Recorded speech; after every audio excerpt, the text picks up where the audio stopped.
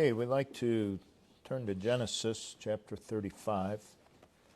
Genesis 35.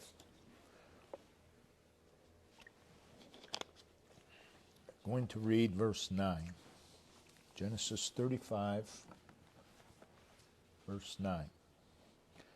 And God appeared unto Jacob again when he came out of Padan Aram and blessed him. The first 15 verses of this chapter records Jacob returning to Bethel, the place of God's blessing. The account of Jacob begins back in Genesis 25. We know that he cheats his twin brother Esau out of the birthright. And in Genesis 27, he proceeds to deceive his aged father. And then he is compelled to flee for his life. And it's arranged for him to go to Haran, stay with his uncle Laban. And he arrives at Laban's house, and he dwells there for 14 years. And during that time, he married Leah and Rachel and had 12 sons. He would have to secretly leave Haran because Laban was envious of Jacob and was planning to take revenge. Laban would pursue his nephew to Mizpah, and the Lord intervened there for Jacob in Genesis 31. Then Jacob goes to Mahanaim, and a host of angels would comfort him there. Also from there, Jacob would send messengers ahead of him to request peace from Esau. Next, we see him at the brook of Jabbok near Peniel, and was there that he was told the news that Esau was coming in his direction. And Jacob, assuming that Esau was coming to kill him, became very troubled. And he prayed to God for help and deliverance. And we see that in Genesis 32. Jacob would send gifts ahead to attempt to placate his brother. And that night, Jacob was brought to the place of yielding submission to the Lord. In Genesis 33, Jacob is at Succoth, where he built himself a house, and he built booths for his cattle. And from there he goes to Shechem, where he purchased a parcel of land. And after another troubling situation, he's forced to leave there and to move southward, and that's where our text picks up. And what we read here is, again, it's an event in the life of Jacob. An event involving God and Jacob. It is God intervening in grace and mercy in the life of Jacob.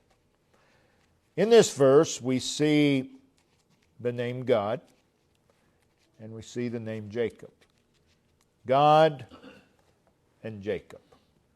God and Jacob. Anytime you see those two names together, it's a marvelous thing. God and Jacob. After the word God, here in verse 9, there's a verb. Appeared. God appeared.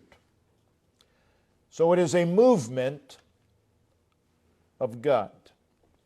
Following that, there's the preposition unto.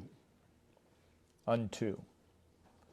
Indicating the direction of God's movement. God moved unto Jacob. God moving in the direction of Jacob. And then the last three words of verse 9 are, and blessed him. And blessed him. Blessed Jacob. So God moving in the direction of Jacob for this purpose, to bless him. What a wonder. That God would move in the direction of Jacob to bless him. In relation to God moving in the direction of Jacob, we call your attention to the word again. And God appeared unto Jacob again. So it's not the first time. What that word again means one more time. God appeared unto Jacob another time. God appeared unto Jacob again. That word again occurs 672 times in 651 verses. It's used in a lot of different ways. It occurs in connection with the acts of man, both good and bad. And it occurs in connection with providence. And it occurs, as it does here in our text, in connection with God. So what we see here, what we want to center upon in this message is God again. God again. And that's our subject. The God of again. You and I would not be here today if it were not for God again. God again. How thankful we ought to be that He is the God of again. As already stated, our text involves God and Jacob. And that magnifies the subject, the God of again. God appeared unto Jacob again. So let's look at God and Jacob. It is an amazing thing of wonder to view God in the light of Jacob. And the Bible many times pictures God in the light of Jacob. In fact, that is one of His titles, the God of Jacob.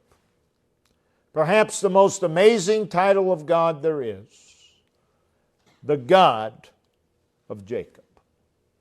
It occurs 15 times in the Old Testament, 5 times in the New Testament. That's 20 times. And the mighty God of Jacob occurs 3 times. So that's 23 times. The God of Jacob. What a wonderful name. What a wonderful way to think of God. It is a name that ought to greatly humble us. The God of Jacob. It is a name in which we can easily identify. The God of Jacob. It is a name that fills us with hope. The God of Jacob. It is a name that ought to greatly encourage us. The God of Jacob. The name is used in Psalm 20, verse 1, in relation to His defense of us. It says there, the name of the God of Jacob defend thee. The name of the God of Jacob defend thee. In Psalm 46, 7, and also verse 11, the God of Jacob is our refuge. That is, He's our shelter. He's our place of availability and access. In Psalm 146:5, happy is he that hath the God of Jacob for his help or for his aid and support.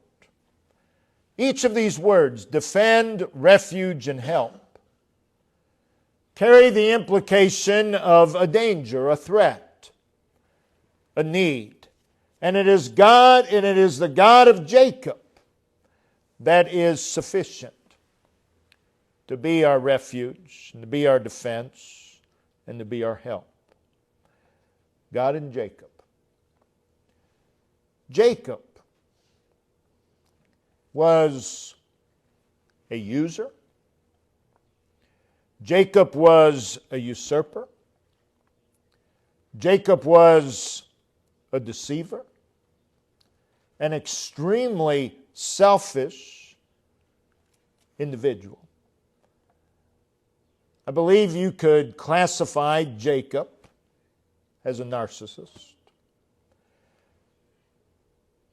He's always working the angles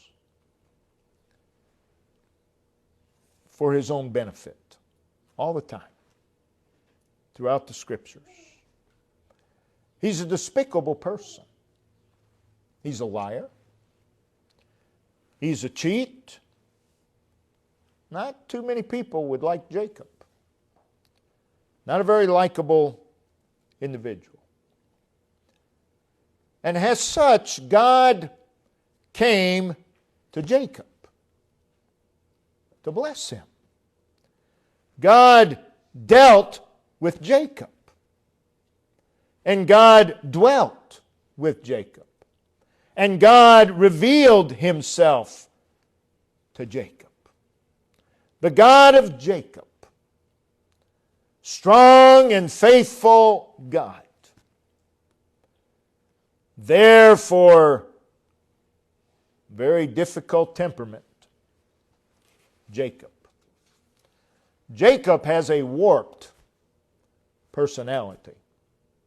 Again, not many people are going to like Jacob. He is the God of Jacob. And where does the God of Jacob begin when it comes to Jacob? He begins with Jacob as Jacob. And he comes to Jacob to bless Jacob. That's amazing. He didn't come to destroy him. He came to bless him. Again, God appeared to Jacob again. So God begins with people where everyone else would give up. That's where God begins. That's amazing. The God of Jacob, again, is a title of hope and encouragement. Because we are in the same plight as Jacob. Just as it was with Jacob, sin has left its mark upon our character, upon man. In Psalm 114:7, we read of the presence of the God of Jacob. And here in our text, God appeared unto Jacob. And there it is, again. Again. It is God again. And this in relation to and blessed him and blessed him. God appeared unto Jacob again and blessed him. God and Jacob. It is an illustration of God's unprecedented, unparalleled, incomprehensible love for sinful man. It is a love that is invincible. Not even Jacob could make God stop loving him. It's an invincible, indestructible, unconquerable love. God and Jacob.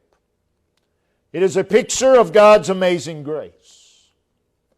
a grace that is greater than sin, a grace that is greater than the filth of sin, a grace that is greater than the sickness and the bondage and the ignorance and the blindness of sin. It is a grace greater than the power and extent of sin. Grace greater than what sin deserves. In relation to God's amazing grace, it is God again. God in Jacob is an illustration of God's mercy. God did not come to Jacob to give Jacob what he deserved. He came in grace. He came in mercy. In Isaiah 41 and verse 8, we read, Jacob, whom I have chosen. Jacob was chosen as Jacob. He wasn't chosen as Israel. He was chosen as Jacob. Jacob, whom I have chosen. And then in verse 9 of Isaiah 41, we read, I have chosen thee and not cast thee away. Chosen as Jacob, not cast away as Jacob. Again, Jacob is a user. He's a usurper. He's a deceiver. He's a selfish individual. He's a conniver. He's a schemer. He's a pretender.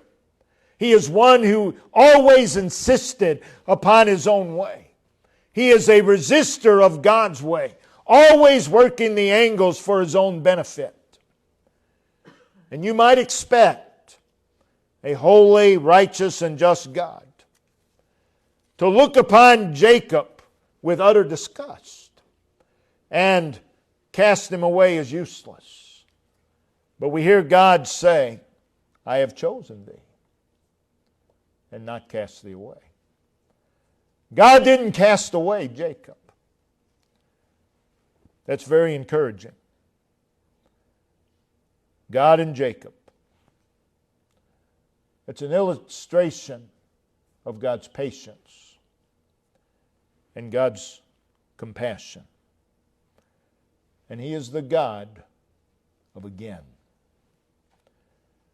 If we only had a tiny grasp of the patience of God, again and again and again and again. God deals with the same things over and over and over. We ought to be thankful that He is the God of again. How many times God comes to us, blesses us, and we turn our back upon Him. And then God comes again and blesses. He's the God of again. The God of Jacob is a God of transforming power. God changed Jacob, and God still changes Jacob's. The God of Jacob is the one who meets the sinner, not to curse him, but to bless him. That's what we have in our text. God appeared unto Jacob again and blessed him. He is the one who goes to great lengths to make something special out of that which is useless. The God of Jacob. He is the one who can bring the sinner to the end of their resources and bring them to a position of surrender.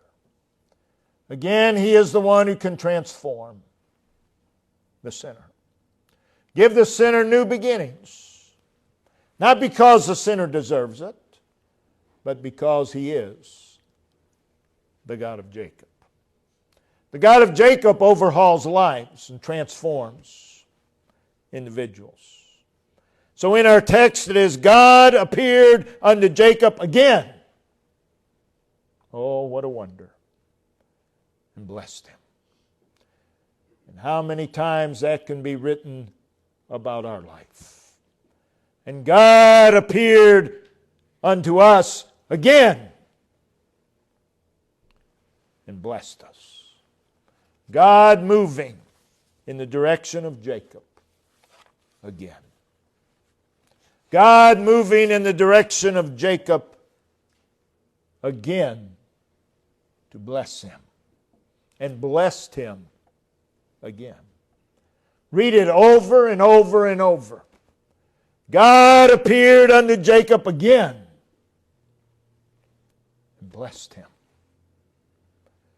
Now let's make some application. God in Jacob, the God of again. Let's apply it to our lives. We, like Jacob, are sinful. We, like Jacob, are desperately needy. That's true of every one of us. And we have a lot of Jacob in us. Man has a lot of Jacob in them. All through the Scriptures, we read of God's people sinning again and again and again. Doing the same things over again and again. That's us. The children of Israel in the wilderness committed the same sins again and again and again. Notice in Psalm 78. Psalm 78. This is a history of Israel. Verse 12.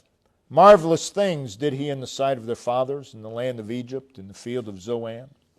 He divided the sea, caused them to pass through, and he made the waters to stand as a heap. In the daytime also he led them with a cloud, and all the night with a light of fire. He clave the rocks in the wilderness, gave them drink as out of great depths. He brought streams also out of the great rock, and caused waters to run down like rivers. And then notice, and they sinned yet more against him, by provoking the Most High in the wilderness. And they tempted God in their heart, by asking meat for their lust. Yea, they spake against God. And they did this over and over and over. Now notice verse 32. For all this they sinned still, and believed not for his wondrous works. Verse 40. How oft did they provoke him in the wilderness and grieve him in the desert? Oh, thank God that he is the God of again. We read in Judges 3, verse 12. And the children of Israel did evil again in the sight of the Lord. We can put our names there. In Judges 4, verse 1. And the children of Israel again did evil in the sight of the Lord. In Judges 8, verse 33, the children of Israel turned again and went whoring after Balaam. Judges 10, verse 6, and the children of Israel did evil again in the sight of the Lord and served Balaam. Again and again and again, God's people sin. Judges 13, and the children of Israel did evil again in the sight of the Lord. Nehemiah 9, verse 28, but after they had rest, they did evil again before thee. People say, oh, I'll never do that again. Oh, you probably will. Why? Because it's your nature. It's our nature to sin again and again and again. But thank God he's the God of again, who blesses us again and again. In Acts 7, verse 39, their hearts turned back again unto Egypt. And how many times has our hearts turned back to Egypt? Again and again. We sin again and again. We are sinful, rebellious, and needy people. We are Jacob.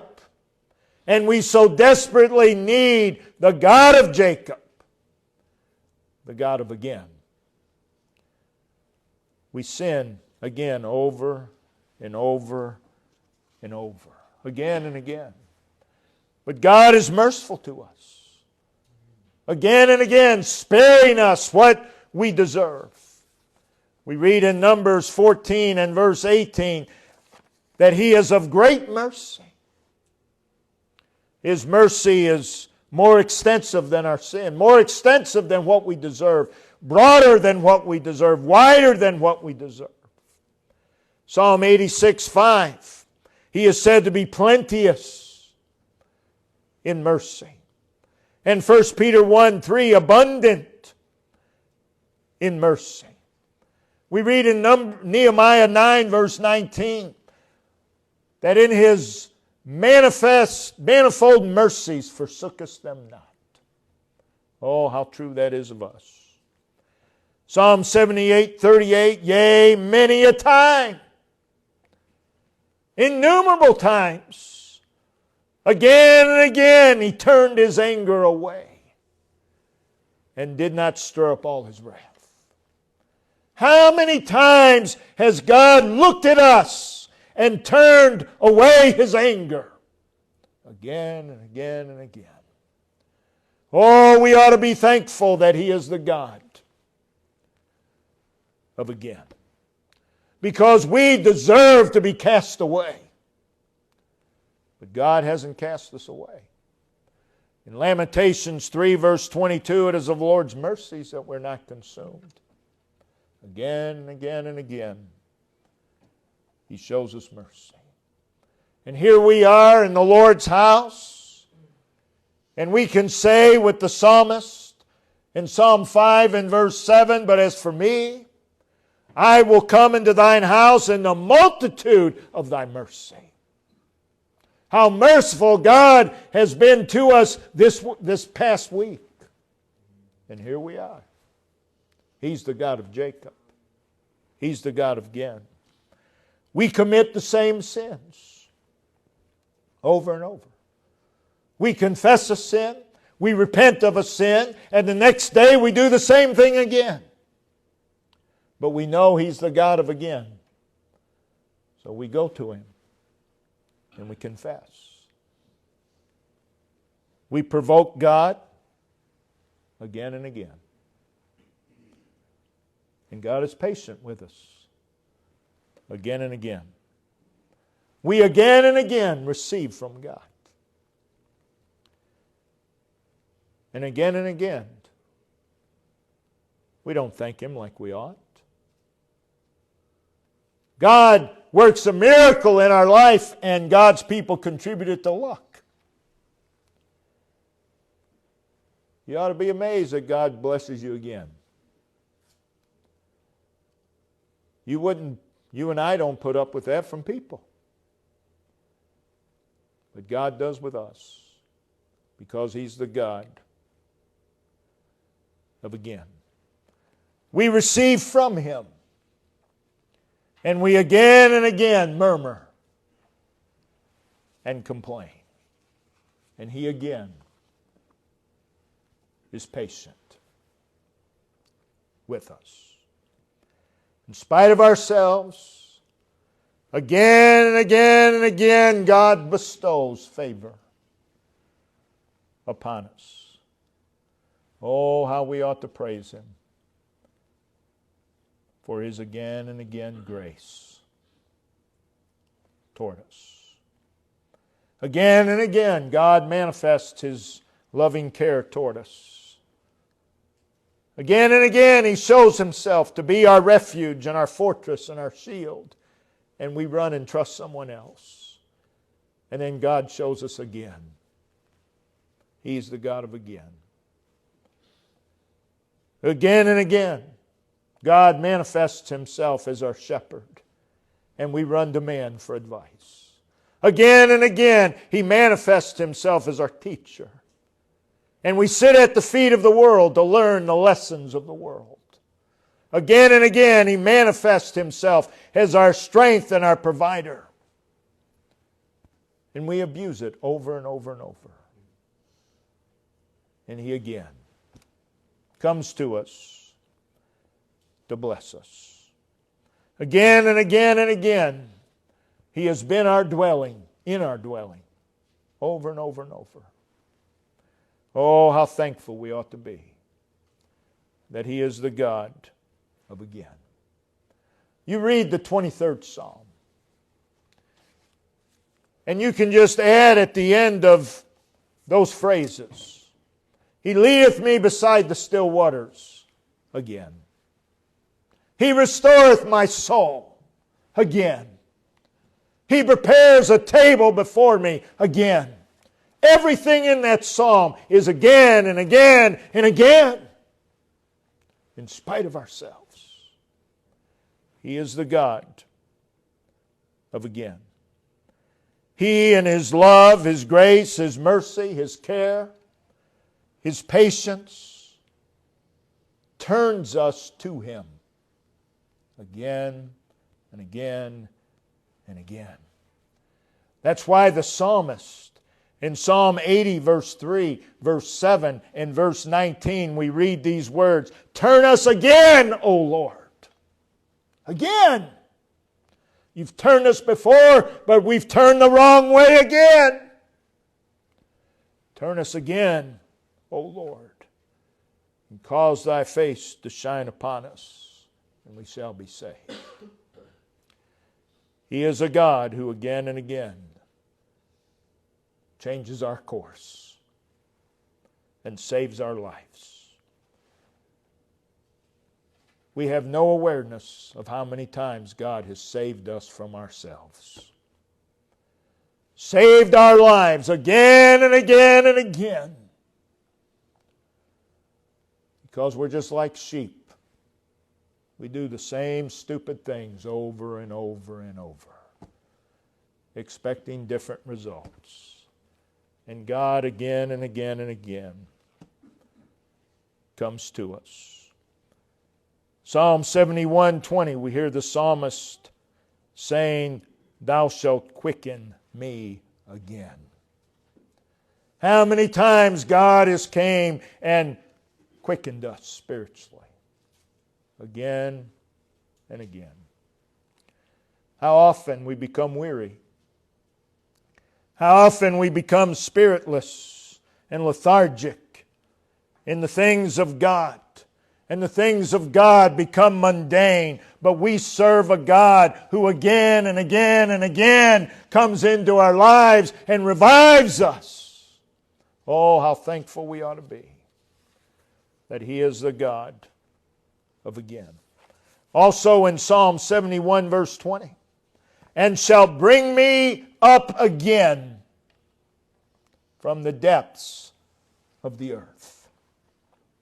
How many times we find ourselves in the depths of the earth? We find ourselves trapped in desolate places, places of gloom and misery, places of descent, places of despair and despondency. But we serve a God who again and again rescues us over and over and over. And we get in these places by our own means, by our own activities. And God comes again and again and again. In Isaiah 49:5, we read, "To bring Jacob again to Him." To bring Jacob again to Him. How many times that has been so?